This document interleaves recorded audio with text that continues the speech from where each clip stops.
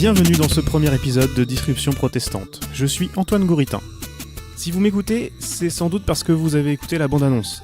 Et si c'est pas le cas, je vous invite vraiment à le faire en vous rendant sur disruption-protestante.fr ou via votre application de podcast favorite. L'objectif de la série, c'est de vous emmener avec moi en immersion dans cette fameuse Startup Nation pour comprendre les technologies et les humains qui se cachent derrière le vernis de la soi-disant transformation digitale à l'œuvre. Et pour s'attaquer à ce vernis, il me semblait tout indiqué de commencer par parler du franglais branché à la mode mais déconnecté de la réalité. Je vais vous donner 2 exemples. Le premier avec une directrice marketing d'une agence visiblement à la pointe sur le sujet et dont je vous cite un tweet. Réinventer le métier d'insight, c'est passer du market research au people intelligence. C'est aussi se focus sur des insights actionnables. Et passer de l'étude, l'analyse, au forecasting dans le but de co-créer. Je vous laisse méditer. Deuxième exemple avec Emmanuel Macron, ou du moins le communicant qui gère son compte Twitter, je cite là encore. La démocratie est le système le plus bottom-up de la Terre. Bon, rien d'étonnant à mon avis pour quelqu'un qui disait avoir pivoté le business model de la France. Je vais donc commencer par les mots, et par vous expliquer le nom de la série par la même occasion. Et pour cela, je vous propose une balade loin du microcosme parisien, en tout cas à première vue. On aperçoit un toit ancien là, hein. Donc il y avait déjà quelques maisons bourgeoises, puisqu'on est quand même tout près du centre-ville, et on est sur les quais de la Vilaine, hein, qui jusqu'aux années 60 va rester un quai assez actif. Hein. On a le quai on est à côté du quai de la Prévalais. Faut imaginer les péniches et une circulation quand même importante, jusqu'aux années 60. Je vous présente Anne-Isabelle Gendreau, guide conférencière et spécialiste de Rennes. Elle a fondé en 2011 la première jeune pousse dont je vais vous parler dans cette série, qui s'appelle Balade armoricaine. Ce que vous entendez là, c'est une interview que j'ai fait avec elle un midi fin décembre. Imaginez un peu, nous sommes au bord de la Vilaine, il fait un peu froid mais il fait très beau et on est tranquillement assis sur un banc, au soleil. On a en face de nous un bâtiment imposant dont j'avais envie de parler avec Anne-Isabelle. J'ai commencé par lui parler d'une visite qui marche très bien dans sa programmation, qui s'appelle Rennes au fil de l'eau. Sa balade suit le cours de la Vilaine d'ouest en est et ça lui permet de parler avec ses visiteurs d'urbanisation, d'écologie, d'économie fluviale et de plein d'autres choses. Au début de la visite, Anne-Isabelle arrête son groupe exactement où on se trouve. Je lui ai demandé quelle était la réaction de ses clients en découvrant cet endroit. Une information bonne à savoir, la plupart de ses clients sont rennais ou habitent dans la métropole. C'est dans le paysage, c'est dans les vieilles cartes postales, mais on sait plus. C'est très étonnant parce que c'est immense. Ça occupe tout l'espace. Donc les gens me demandent, en général, ils sont contents d'arriver là parce que justement, ils avaient bien envie de savoir ce que c'était que cette tour. Quand vous êtes devant, c'est vrai que c'est assez étonnant de vous rendre compte que les Rennais ne savent pas ce qu'est ce bâtiment. Il est pourtant visible d'un peu partout dans la ville et ça depuis plusieurs décennies. Ce bâtiment, en fait, c'est le Mabilé. Anne-Isabelle, je te laisse mettre fin au suspense. Qu'est-ce qu'était le Mabilé ? C'était le siège de France Télécom. Si je te dis 3615 qui n'en veut, ça te parle ? Le projet de création du Minitel est né ici, au centre de France Télécom, dans les années 78. À cette époque, la Bretagne est un pôle d'excellence en télécommunications. Anne-Isabelle raconte donc à ses clients le rôle important du bâtiment dans l'histoire des télécoms en Bretagne et même dans le monde, et elle leur explique aussi à quoi il sert aujourd'hui. Depuis les travaux de rénovation en 2015, le Mabilé abrite des entreprises, mais aussi un café-restaurant, des jardins, que la guide vous conseille fortement d'aller voir, et c'est surtout le QG de la French Tech Rennes-Saint-Malo, son bâtiment totem, comme on l'appelle. La French Tech Rennes-Saint-Malo, c'est un acteur important de la vie économique numérique du territoire. De l'écosystème start-up. Déjà, ils sont très surpris d'apprendre que c'était la direction de France Télécom. Ils sont curieux de découvrir le passé glorieux de la Bretagne dans les télécoms parce qu'ils s'y attendaient pas. Et ils sont curieux de savoir ce qui se passe dedans parce que finalement, comme c'est quand même c'est spécifique, enfin la French Tech, tu croises quelqu'un dans la rue, tu lui demandes la French Tech Rennes-Saint-Malo, vous en avez entendu parler, vous savez ce que c'est ? Ben non, on n'a pas de connaissance, on a l'impression que c'est vraiment un milieu complètement à part. C'est des gens qui créent des trucs, c'est les nouvelles technologies, nous on n'y comprendrait rien de toute façon, c'est pas la peine de creuser la question. C'est un peu ça que je ressens. Les clients d'Anne-Isabelle sont pourtant curieux et lui posent plein de questions sur ce qui se passe à l'intérieur, s'il est possible de visiter, etc. Pour faciliter le travail de la guide pour la prochaine édition de cette balade, j'ai essayé de lui décrire ce qu'on peut trouver dans la partie du bâtiment dévolue à la French Tech Rennes Saint-Malo, en reprenant les mots utilisés par ceux qui y travaillent.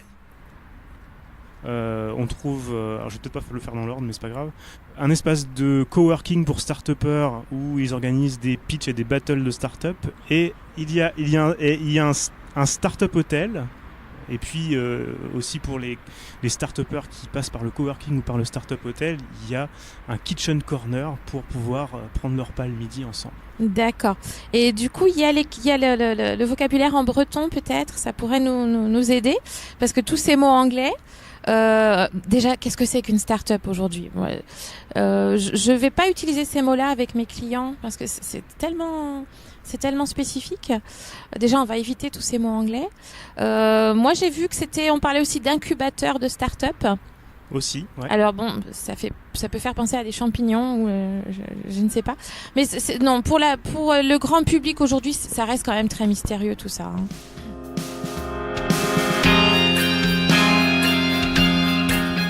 Ne vous inquiétez pas, hein, tous ces termes obscurs et mystérieux, on va les éclaircir ensemble au fil des prochains épisodes, et notamment celui de start-up dans quelques minutes.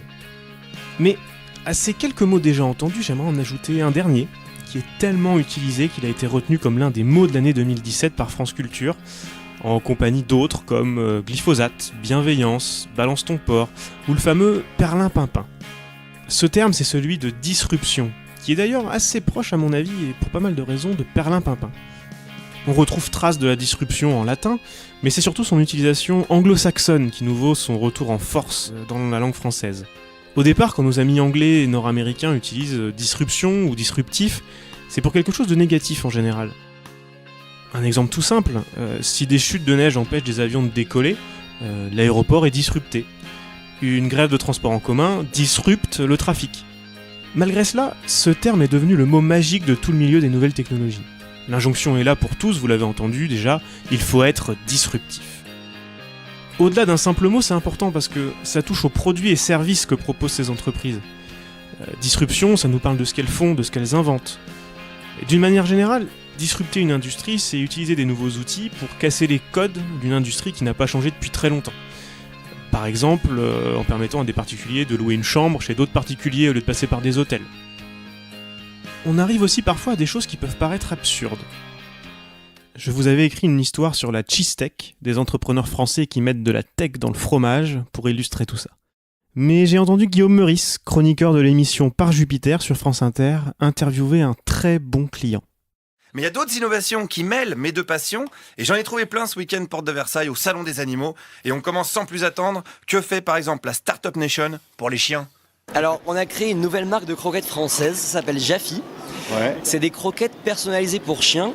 Et donc voilà, on pense que c'est révolutionnaire, on espère que ça va marcher en France. C'est nouveau en tout cas. On l'a lancé en mode start-up, en cassant un petit peu les codes de l'alimentation pour chiens.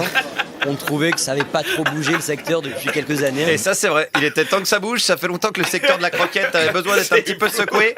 J'en parlais à Nicolas Demorand et Fabienne Synthèse qui me disaient on ferait bien une édition spéciale croquette mais il se passe rien.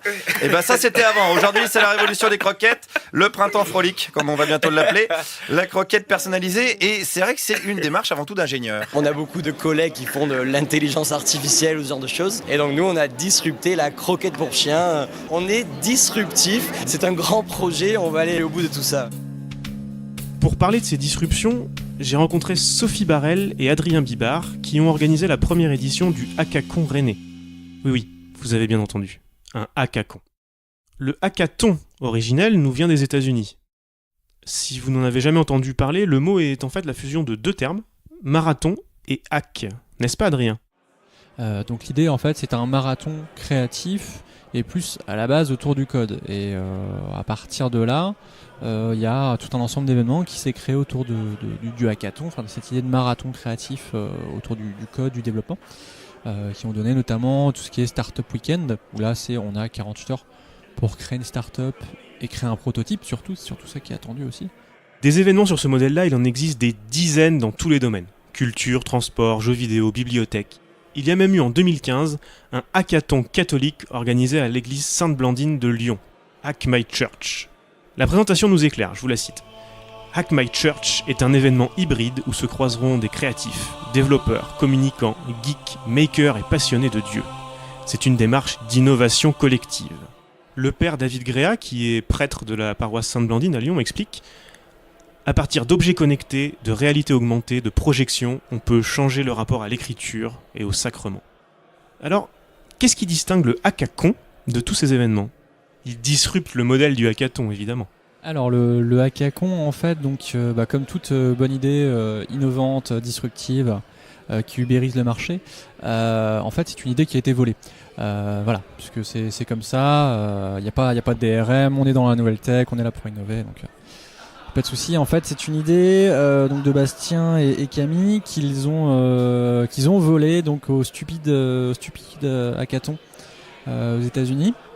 Ils ont créé une sorte de formule un peu remaniée en France, donc le hackathon qui était à Nantes, à Stérolux.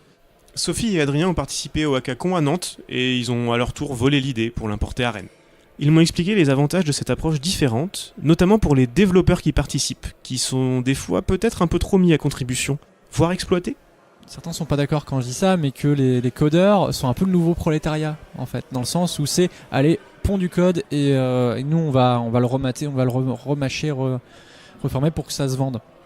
Et effectivement, le hackathon, c'est un peu de se rire de ça, enfin d'en rigoler et voilà, justement de faire pour une fois un truc qui ne peut pas se vendre.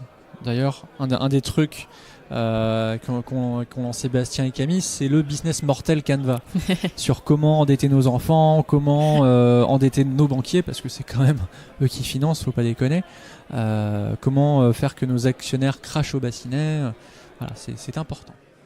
D'habitude dans les hackathons, on nous dit bon, c'est bien d'avoir un prototype, c'est bien d'avoir une idée, de faire un truc sérieux, et ça met un peu la pression, mine de rien, de devoir fournir quelque chose à la fin.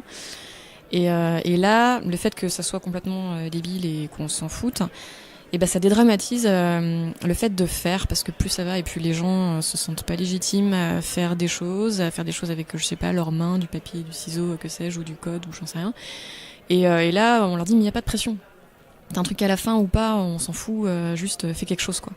Et déjà ça dédramatise complètement le truc. Et l'autre chose que j'ai remarqué, c'est que ça permet de se marrer sur des thématiques qui peuvent être hyper sérieuses, hyper dramatiques. Parmi les thématiques sérieuses que les participants du hackathon rennais ont voulu traiter, il y avait celui des sans domicile fixe, à travers un projet qui s'appelait les chaînes de l'amitié. Tout un programme. On parraine donc une personne sans abri, Un SDF, et donc il va nous servir de livreur. Donc on lui offre un téléphone connecté évidemment qui va lui permettre donc de savoir où livrer les colis et comme ça on sait où il est. Comme ça on sait où il est, hein, c'est important. Et puis on peut en cas de contrôle, c'est toujours utile. Alors moi je me rappelle du logo des chaînes de l'amitié où c'est un personnage qui a les bras en l'air, victorieux, genre youpi la vie est belle, sauf qu'il a des chaînes qui relient ses deux mains, d'où les chaînes de l'amitié, les chaînes de l'amitié. Il y avait une super présentation où tous les mots étaient très travaillés et ça donnait vraiment envie d'investir. On imagine assez bien les mots utilisés. Réintégrer les SDF à la vie sociale, les sortir de la rue par le travail grâce aux technologies, tisser du lien social, etc. Et justement, au-delà de la satire, le but du hackathon ne serait-il pas de voir les liens entre les projets imaginés lors de l'événement et ce que certains acteurs du numérique arrivent à vendre, et aussi comment ils arrivent à vendre tout ça? Je me dis, s'il y a un mec qui voit passer un projet du hackathon sur internet, qui se dit génial, je vais me faire blinde de fric avec ça et qu'il le fait, la boucle est bouclée dans la connerie quoi. Enfin, complètement. Je suis entièrement d'accord. Ouais. On aura atteint la quintessence du truc quoi. Figurez-vous qu'avec les chaînes de l'amitié, on n'est pas si loin que ça. Ne cherchez pas le site des chaînes de l'amitié ou l'application sur les App Store, vous n'allez pas les trouver. Mais avec un produit un peu différent, certains ont utilisé exactement le même argumentaire social. Alors c'était avant le hackathon rennais, mais l'équipe qui a travaillé sur le sujet l'a découvert après la restitution. Pour vous raconter cette histoire, je vous emmène à Prague, sur le pont Charles.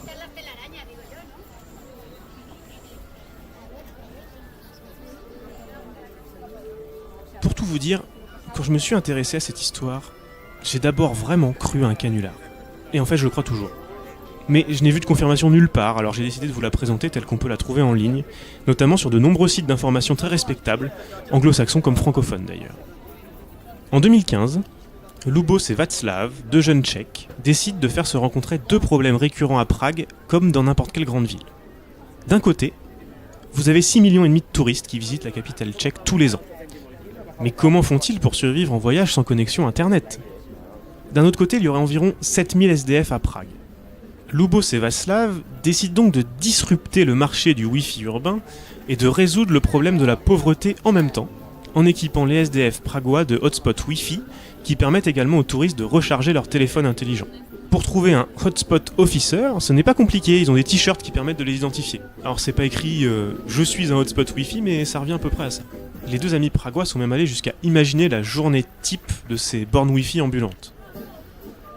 À 8h30, le SDF se rend dans le centre-ville pour récupérer son matériel et un petit déjeuner. À 9h, il rejoint son emplacement pour partager du Wi-Fi et un sourire, ça, je cite. À midi, le travailleur reçoit un ticket restaurant. Et enfin, à 17h, il retourne son matériel en échange d'un repas et de son salaire du jour. Autant vous dire que le projet a fait le buzz, mais que leur campagne de financement participatif a fait un bid complet. Paradoxalement, la campagne a donc été un grand succès. Et pas un média n'a l'air de s'être rendu compte que ça ressemblait fort à une blague dans le même genre qu'un hackathon, trop occupé en général à utiliser cet exemple pour dénoncer les dérives des nouvelles technologies. Mais regardez leurs vidéos, vous verrez si vous pensez vraiment que Lubos et Václav sont sérieux, moi j'y crois pas du tout. En tout cas, certains ont adoré l'argumentaire social sous-jacent. Je vais vous faire écouter par exemple comment le projet a été présenté dans Télématin sur France 2. Pour vous aider, pour vous donner un peu d'énergie pour votre portable ou du Wi-Fi. Voilà. Mais c'est pas humiliant, on les prend pas pour des objets. On les prend pas pour des objets, c'est une façon de les réinsérer au fur et à mesure dans la vie sociale, d'avoir un contact différent que celui de la personne qui vient juste donner une pièce au SDF. Bon, bonne idée alors. Je ne sais pas ce que vous en pensez, mais j'ai l'impression que cet extrait illustre à lui seul l'intérêt et même l'importance d'un événement comme le hackathon. Retour sur les bords de la Vilaine avec Anne-Isabelle, la guide conférencière. J'avais une dernière question à lui poser. Aujourd'hui, tout le monde crée sa start-up. J'ai même rencontré récemment quelqu'un qui conseillait des musées sur leurs stratégies réseaux sociaux et qui disait donc avoir monté sa start-up culturelle, évidemment. Balade Armoricaine, l'entreprise individuelle d'Anne-Isabelle, utilise beaucoup les réseaux sociaux pour communiquer. Vous pouvez réserver votre balade en ligne. Et Anne-Isabelle a même participé à la création d'une visite multimédia de Rennes qui est disponible sur Internet. Donc ma question est très simple. Est-ce que Balade Armoricaine est une start-up ? Non. Start-up, c'est un mot effectivement qui est énormément utilisé. C'est les mots à la mode. Ça fait moderne, ça fait jeune. J'ai pas spécialement envie de me faire passer pour une petite jeune dans mon métier. Non, c'est pas une start-up. Pour éclaircir tout ça, j'ai traversé la Vilaine et je me suis rendu au Mabilé. En arrivant, j'ai été surpris de voir le panneau présentant le lieu, qui est à quelques mètres de l'entrée, qui était tagué d'un énigmatique « La vie n'est pas une start-up ». Bon, il a été effacé depuis. J'ai poussé la porte et je me suis rendu du côté de l'espace de coworking pour rencontrer un résident du Startup Hotel, Pierre Berthoud. Vous ferez plus amplement la connaissance de Pierre dans le prochain épisode. Voilà pour l'instant ce qu'il vous suffit de savoir à son sujet. J'ai 55 ans, donc ce qui fait que le parcours commence à être un petit peu complet. Disons que j'ai un parcours, un passé d'entrepreneur, tout simplement. J'ai toujours fait ça, toujours. Pierre a aussi été président de la French Tech Rennes Saint-Malo. Je vous dis tout ça pour vous expliquer qui sait de quoi il parle. Et quand on parle de l'image donnée par le milieu des startups à l'extérieur, il a plein de choses intéressantes à nous dire. À commencer par une définition de la startup. C'est surtout une entreprise qui a une croissance exponentielle, qui n'a pas encore de modèle économique, qui n'est pas encore trop où elle va, et qui est sur un secteur de l'innovation. Bon, ça c'est un peu une définition sur laquelle on est beaucoup à être d'accord. Moi, je disais tout à l'heure, Farsight, pour moi, n'est pas une start-up. Juste un petit aparté, là, Farsight, c'est une société rennaise que Pierre a rejoint il y a quelques mois. Et je vous dirai tout sur Farsight et l'implication de Pierre dans le projet dans les prochains épisodes. Il faut être assez précis sur ce qu'on est. Et la start-up, c'est pas un truc fourre-tout dans lequel on met tout, quoi. Et finalement, ça crée en fait une sorte de barrière quand on sort du monde des gens qui connaissent cet environnement-là. Et moi, ce qui m'intéresse, c'est de parler au monde des gens qui ne sont pas dans cet environnement-là. J'ai aussi parlé à Pierre de tout ce qu'on a entendu depuis le début de cet épisode. Le jargon, les anglicismes, l'entre-soi, etc. pour avoir son sentiment là-dessus. On utilise beaucoup de mots, beaucoup d'anglicismes, etc. Et c'est très bien, enfin moi j'ai rien contre ça. Mais je me pose souvent la question, mais des gens qui ne sont pas au fait de ça, des gens même des gens dans les entreprises qui pourraient être potentiellement des clients de ces entreprises et des produits, comment eux perçoivent ça ? Et c'est ça, et ça m'interpelle parce que j'ai quelquefois l'impression que c'est les startups parlent aux startups. Non, les startups elles doivent parler à tout le monde, à des entreprises où le dirigeant ne connaît pas, où ne connaît pas les mots, ne connaît pas tout ça. Parler aussi de ça dans sa famille, partout. Il faut mettre de la pédagogie dans la manière dont on parle et dont on explique les choses. Et quelquefois, moi je suis, et j'ai souvent eu l'occasion de le dire à d'autres, dans le cadre de la French Tech, apprenons à parler à tout le monde. Apprenons à rendre accessible ce que l'on fait. Et moi je pense, et c'est ça mon propos. C'est pour ça que souvent je dis start-up, oui, mais les start-up restent des entreprises avec des particularités, mais elles restent des entreprises comme les autres. Et le problème va bien au-delà. Comme Adrien et Sophie nous l'ont fait comprendre, il y a aussi des enjeux de société bien plus importants que le simple aspect économique. Et ça, Pierre l'explique parfaitement. On est quand même dans un monde où la notion de fracture sur le digital, elle est énorme. Et si on considère que demain, être à l'aise avec le digital, ça sera aussi important que de savoir lire et écrire, et ben ça pose problème quand même. Donc ça fait réfléchir. Donc si les gens qui connaissent bien, qui sont là-dedans, ne font pas l'effort, et c'est à ceux qui connaissent de faire l'effort, c'est pas aux autres, eh bien on aura des problèmes. On va continuer à être sur des mondes à 2, à 3, à 4 vitesses. Et donc il y a des enjeux qui sont plus enjeux techniques, sont plus enjeux d'innovation, qui sont des enjeux sociétaux tout simplement, du vivre ensemble, de l'exclusion, comment on va embarquer un pays et sa population sur des choses qui sont pas si compliquées que ça d'ailleurs. Ce travail de pédagogie devrait donc être fait par les professionnels de la profession, quelle que soit leur position ou leur fonction. Mais dans ce cas, pourquoi ce travail n'a pas l'air d'être fait ? Les gens vont vite, c'est pas leur préoccupation première toujours de vulgariser. Encore que quand on s'adresse à des clients, il faut souvent vulgariser. Donc c'est quand même quelque chose d'important. Il faut quand même avoir ça en soi. Non, il y a aucune volonté. Il y a pas de complot. Il y a pas de complot autour de ça. Je pense que ça s'est fait comme ça.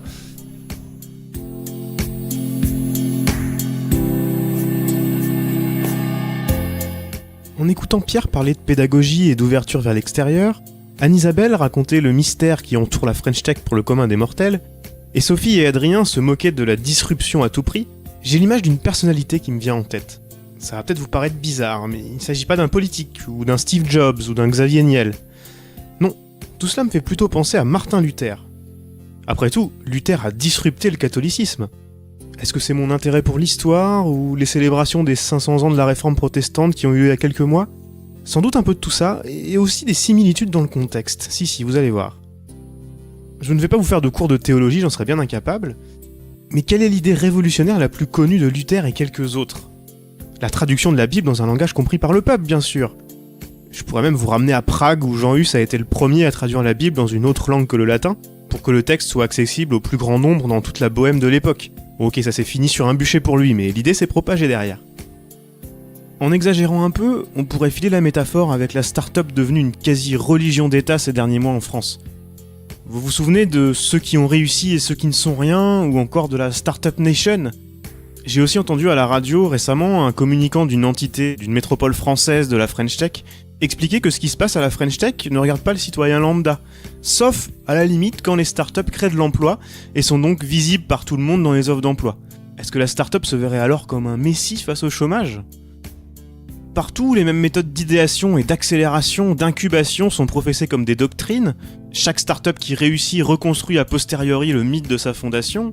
Les postes de communicants, commerciaux et marketeurs s'appellent désormais gourous et évangélistes quand ils ne sont pas des super-héros ou des ninjas.